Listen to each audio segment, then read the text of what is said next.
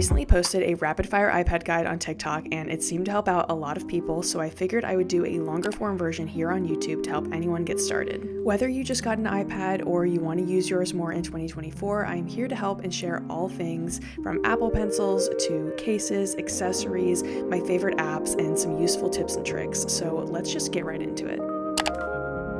Starting with Apple Pencils, no matter what iPad you have, I think having an Apple Pencil is a must. This just makes the entire iPad experience so much better. Now, there are a few options, and I would personally recommend the Apple Pencil 2nd generation or the new USB-C Apple Pencil for a more affordable option. The key difference here is that the 2nd generation Apple Pencil, you're going to be able to charge it on the side of your iPad, and you also have pressure sensitivity. But other than that, they are pretty much exactly the same, and it's just a matter of price point. Now, I did get a lot of comments on my TikTok video that people use non-Apple styluses from Amazon that are a little bit cheaper.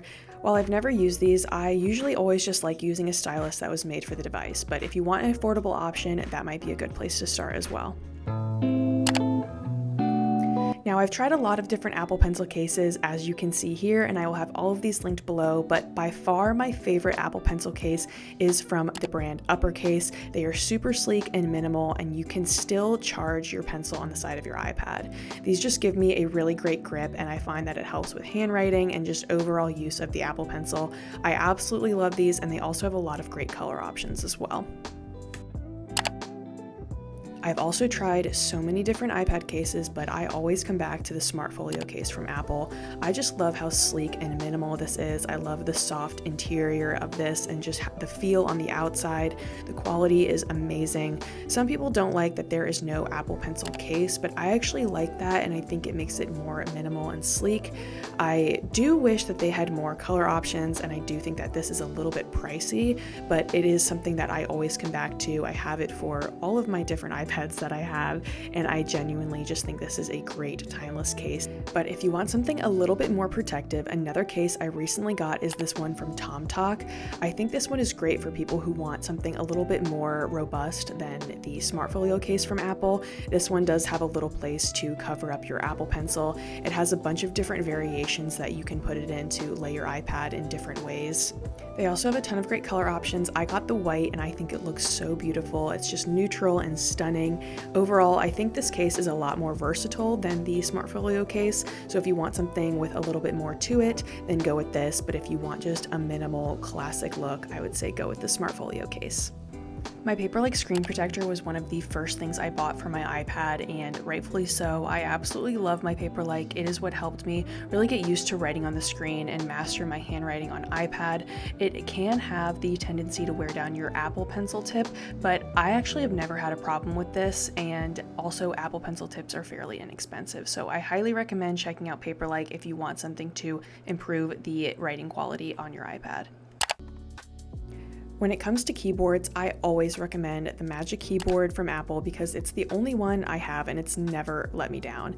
It connects to your iPad via Bluetooth, and it basically makes your iPad a laptop. Once again, there are cheaper alternatives to this, like the one from Logitech, but I always love to go with the one that was intended for the product because in my experience, it just tends to work better and last longer.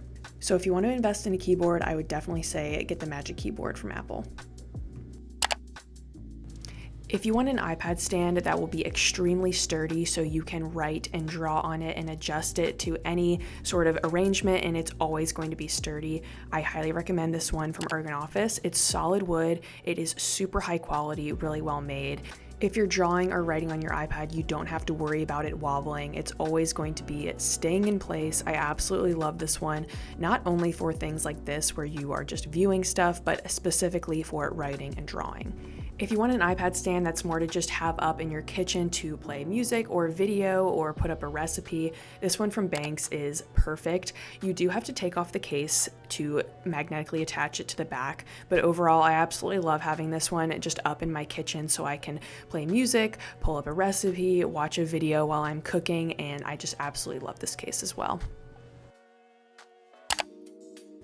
Moving on to apps, definitely do not sleep on the Freeform app. This comes for free on your iPad, and it's basically an endless canvas that you can write anything you want on.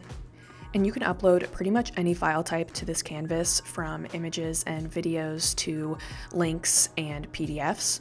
I use this app mostly for brainstorming sessions. I will just have an idea brainweb that will span out to all ends of the canvas. I can upload different links and file types and really just flesh out these ideas I have for certain projects.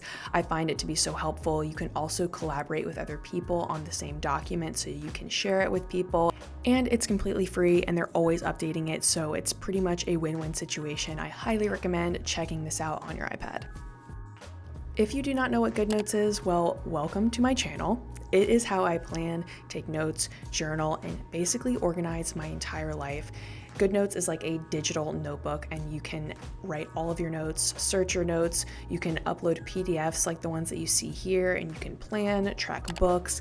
Anything you can do on paper, you can do in Goodnotes, but you are going to be doing it digitally, so it's just going to be that much better. You have AI spell check included in here. You can draw straight lines, erase things. You don't have to worry about having tons of stacks of notebooks. It's just all easily in one place. I absolutely love Goodnotes. This is a must-have app, and it is free up to 3 notebooks, so I highly recommend downloading it and checking it out. In the same vein, we also have Notion, so if you're not much of a handwritten person, maybe you don't like your handwriting on iPad, I highly recommend checking out Notion because it's very similar to Goodnotes, except you're going to be typing instead of writing. Also, with Notion, you can find really fun templates like the ones that you see here. I make all of these templates and I always have them linked below, so you can check out my website, the Flourish Planner, if you're interested in these, but there's tons of different ones you can find online, and you can of course always make your own and completely customize your perfect planner on Notion. For all of my creatives out there, Procreate is by far the best drawing app. People often get upset by the $10 price tag, but I think people just don't like paying for apps because personally I think they could charge way more for this app. It is such an amazing way to draw, sketch, and paint digitally. I just love drawing random things for fun or doing creative projects like making my own DIY wall decor or making my own DIY bookmarks. You can also make GIFs and draw thumbnails. I could seriously go on and on about how incredible Procreate is and how much I think it is so worth $10, and I think they could probably charge $100 for this. That's just how robust and amazing this app is. So don't let that $10 price tag scare you. This app is worth every penny. Canva is an amazing graphic design app. I'm sure you guys have heard of this. You can use it on desktop, but I always love using it on my iPad as well. This is how I make all of my thumbnails, my email newsletters. It's how I design my monthly wallpapers. I also create all of the guides that you get whenever you order one of my planners in Canva, and I also make all of my Etsy listing graphics in Canva. So I literally use it for so many different things for my business. So if you are a content creator, a small business owner, or maybe you just love graphic design, I highly recommend checking this out. It is free. You can get a membership, but it is overall free. And this is also how I create my monthly vision boards every month.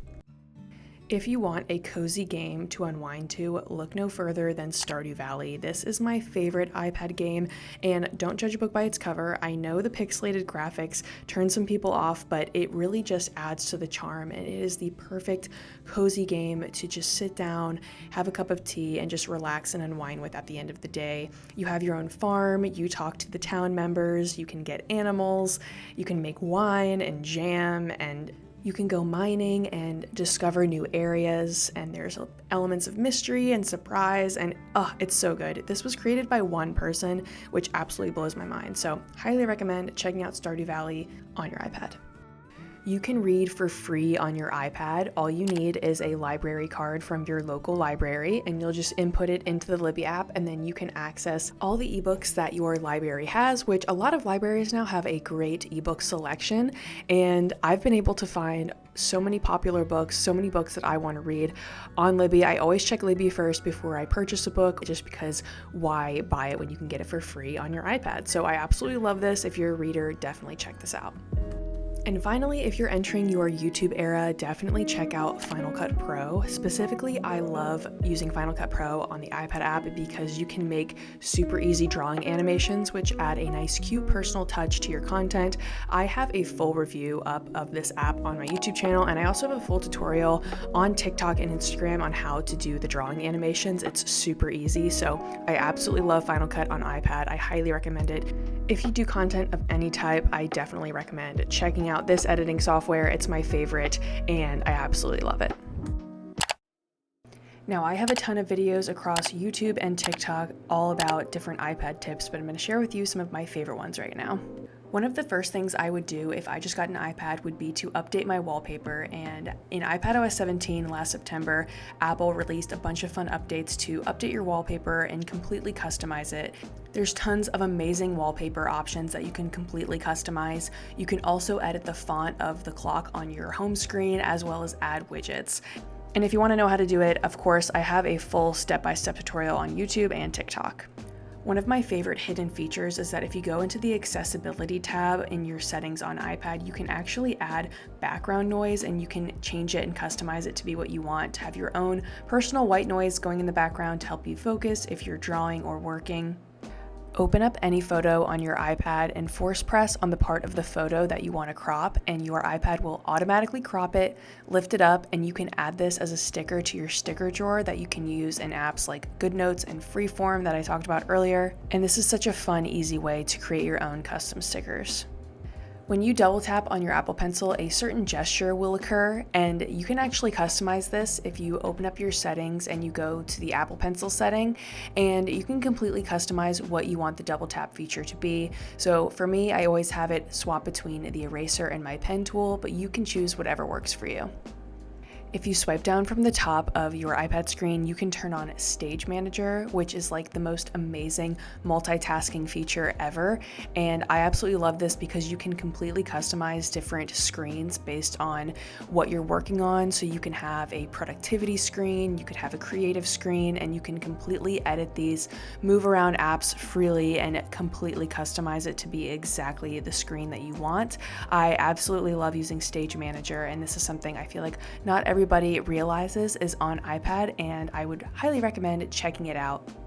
And finally, the scribble feature allows you to write to text on your iPad, so you can use your Apple Pencil to write in a Google search, to write in something on Goodnotes, and then it'll automatically transform it to text. This is really great if you don't have a keyboard and you don't want to, type on your iPad with the touchpad. This makes it really easy to just write in things and also have your handwriting transform to text if maybe you're not the biggest fan of your handwriting on iPad. So a lot of great use cases here, and this is like a staple feature of iPad, so definitely go check it out. Alright, and that is my final iPad guide for 2024. Let me know if you want any in-depth tutorials on anything I touched on today. I hope this helped you out, and I will see you in the next video. Bye!